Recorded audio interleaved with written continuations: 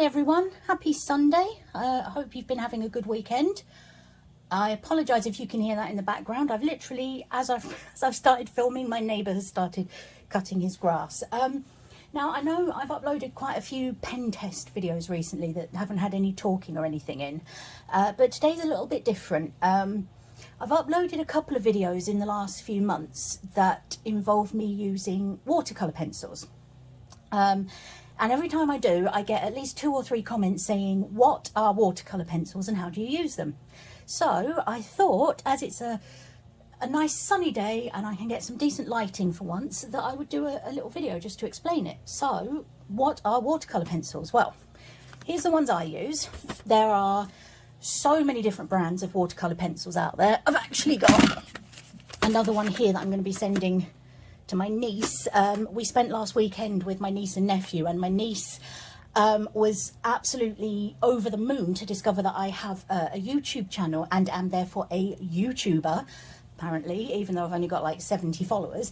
And she really liked the couple of videos that I've uploaded with watercolour pencils, because I have to say, they do look like magic when you use them.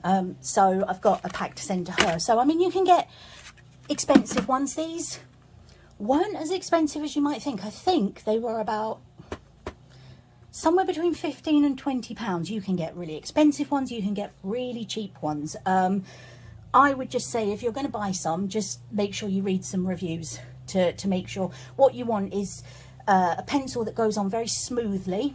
You don't want sort of hard pencils, and you want one that dissolves really well in water, basically. So these are watercolour pencils.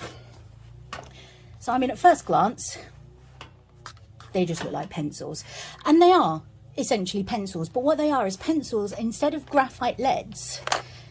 This is actually, let's try and get it in there, water soluble paint.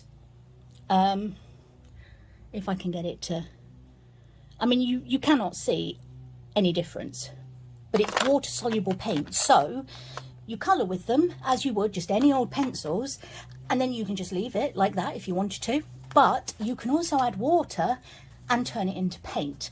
Now, unlike watercolours, these tend to be very vibrant straight away. Most watercolours, you'd have to do sort of several layers to get real depth of colour. These tend to give you instant depth of colour. So, I mean, as you can see, I've got these ones, quite a lot of colours there. You'll find most watercolour pencils will come with a brush. However, I don't use those, and this is something else that I'm asked about quite a lot. I use these, and I've had so many people saying, what on earth is that you're using? It's basically, it's a brush, essentially. It's a brush, but it has a reservoir that you put water in. So rather than having to have a brush and a pot of water that you're constantly dipping into, what you've got is a brush that's always wet. You just squeeze when you're ready to get more water out. Now, I've got this set here. These came from Amazon. These were not the cheapest, because I have bought cheap ones, and I found the problem with them is you have to squeeze really hard to get the water out. And if you squeeze too hard, you've suddenly got water shooting everywhere, which when you're working with watercolour pencils isn't the best thing, because the water hits the pencil on the paper, it just goes everywhere. These ones have like a more controlled push option. But again, I mean, if you want to try these and you're just starting out, I would go on Amazon or something like that, find cheap ones and just make sure they've got good reviews. You don't have to pay a lot of money for things like this. I'm a snob when it comes to stationery, and I always want to buy the most expensive. So that's those. What do I use them on is the next question. I've got just a cheap watercolour pad. I think this might have come from the Works, and I don't think it cost me very much at all. I would recommend using an actual watercolour paper if possible, just because it's designed to have loads of water put on it without it crumpling up or buckling. So I would definitely recommend it. This one is for mixed media, so it can also take things like alcohol markers, that kind of thing. And this one is 230G. I wouldn't go for much thinner than that, because you will find it does bobble. So what I'm going to do for you today is I'm going to colour a rainbow, but the painting bit doesn't take very long. The pencil bit does.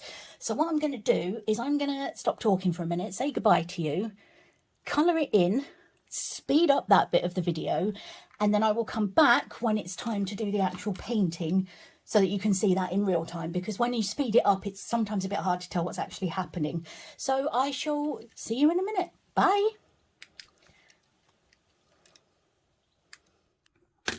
And I'm back. I decided you didn't need to watch me colouring it in, even speed it up. It's not the most interesting of things. Now, something to note here, and you will note it straight away.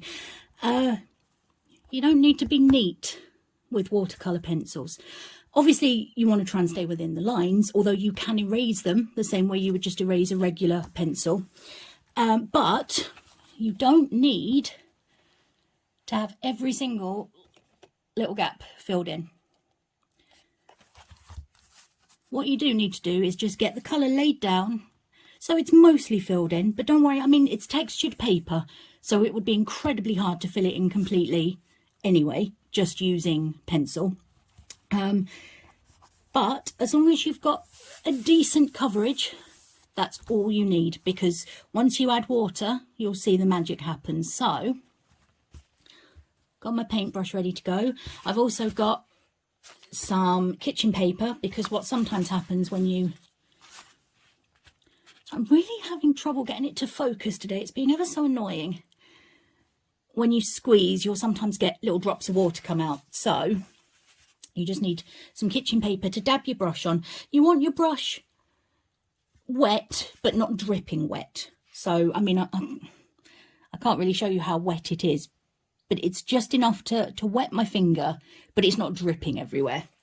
So, you ready for the magic? All you do now is exactly the same thing as you just did with pencils, but with a paintbrush. And what you'll see is that as you paint, the pencil starts to dissolve and turn into paint. And this is why I said you don't need to worry too much about filling in the gaps.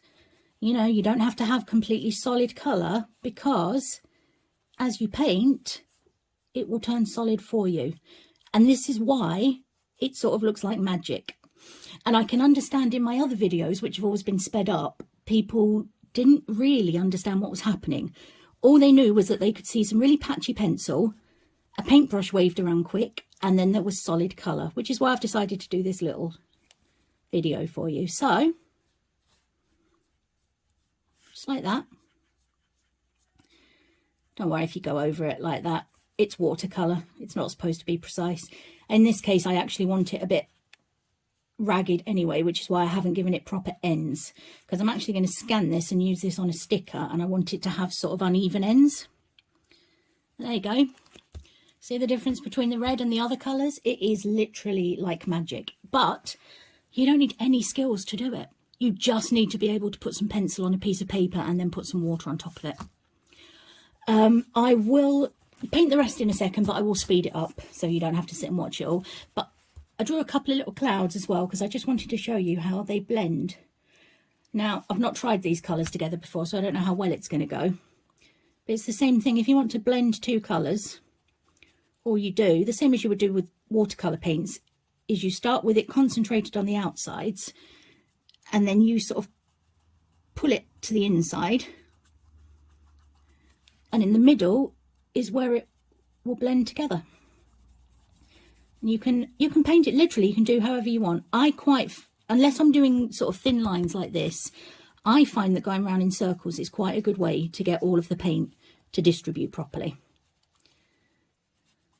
See, and you can just keep going until you're happy with the blend in the middle of it. And it looks like you've picked up a watercolour palette and spent ages layering it up.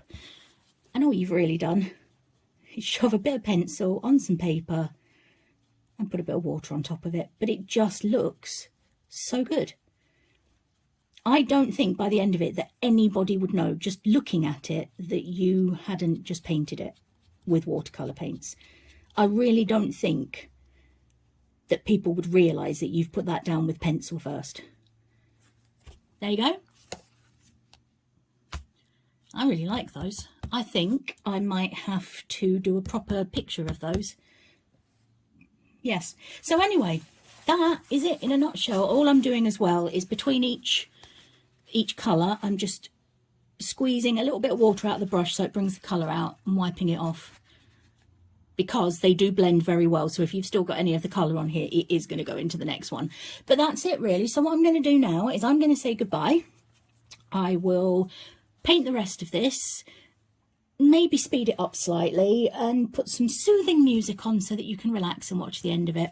I really hope you've liked this video. If you want to see more things like this, like maybe alcohol markers that I use or anything really, if there's anything you'd like to see me doing on video, please do let me know, because I do want to start making more videos. I love making them. I'm just really stumped for ideas.